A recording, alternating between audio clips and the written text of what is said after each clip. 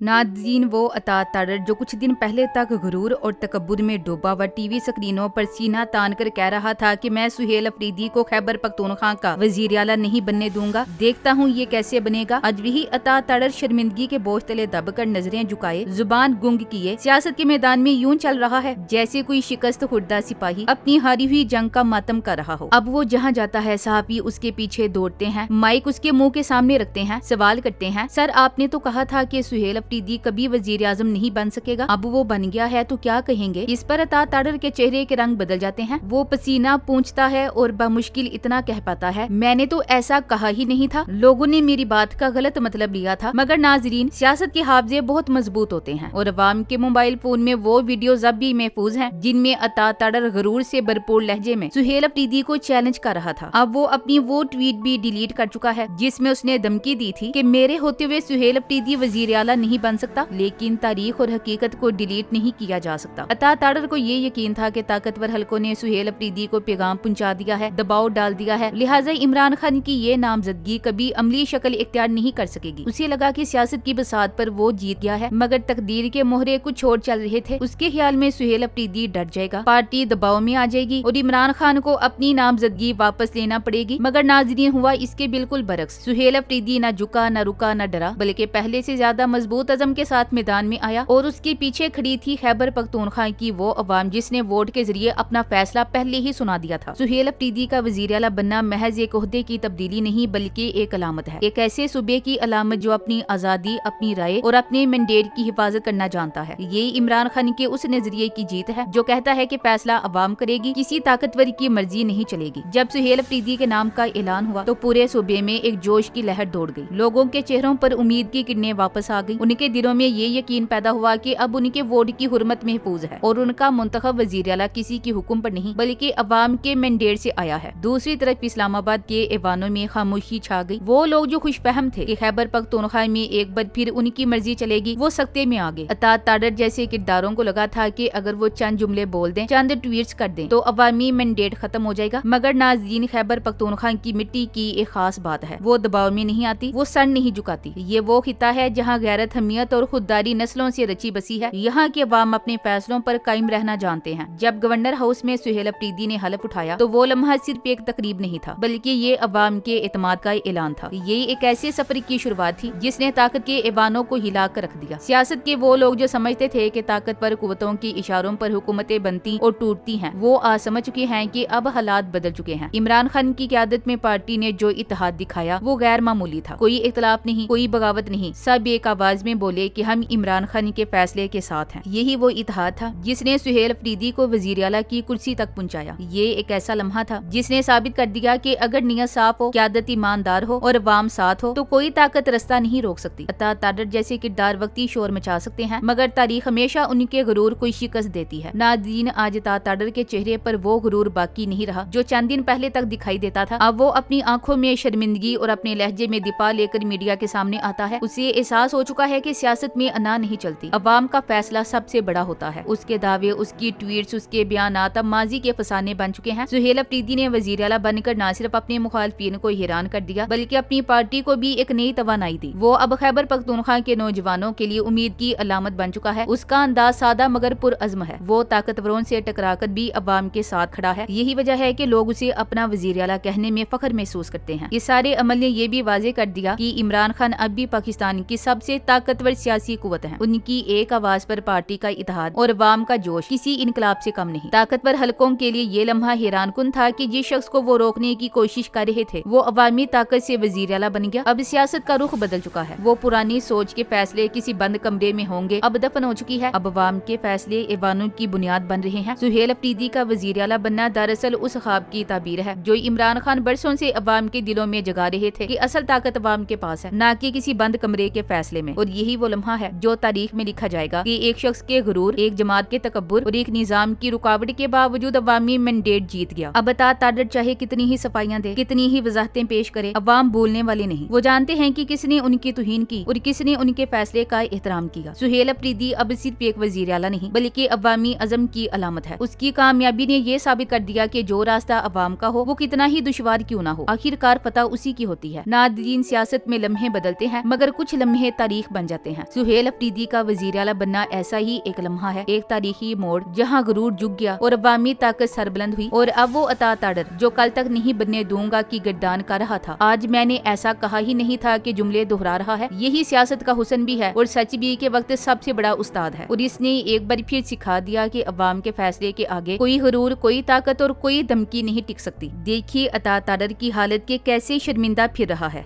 आपके हवाले से ये जो नए वज़ीर आला मुंतखब हुए हैं सर, इस पर आप क्या कहते हैं? सुहेल आफरीदी, आपने ट्वीट भी किया था कि मैं देखता हूँ कि ये कैसे बनता है वज़ीर आला। नहीं, ये ट्वीट कहाँ देखा आपने? कि कई ट्वीट मैंने देखा था। आप मुझे दिखाएं कि अच्छा, वैसे बताइए आप इनकी।